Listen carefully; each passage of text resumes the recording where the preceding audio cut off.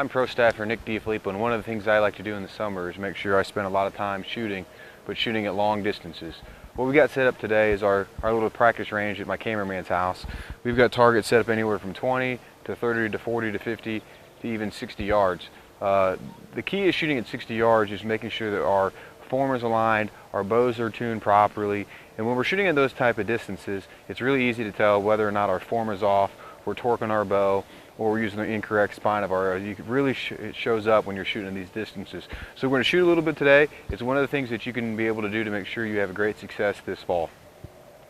When shooting at long distances, I try to remember 3 key points. Starts with your base, making sure I've got a solid base, my feet shoulder width apart, well balanced. I then go to my hand, making sure I'm not torquing the bow. I always check my bubble, but the new Matthews Z7 with its straight line grip makes it easy for me to check to make sure I'm not torquing my bow. And then finally my follow through. I make sure I aim small, miss small, but as I continue to shoot the bow all the way until the arrow hits the target. So let's shoot a few more and see how we do.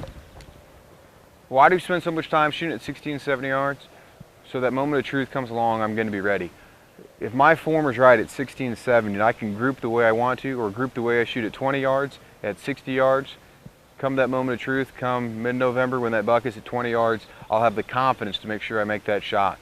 So when I'm shooting groups at 60 yards like I do at 20, I'll be ready to go. A lot of it comes down to form and practice. It's very important to remember that these summer shoots should be a lot of fun. One of the things that I always try to make sure I do is include the family. So I've got the girls out with me tonight. We're going to go pull the arrows, make sure you get back to the show and see what action we've got coming up next.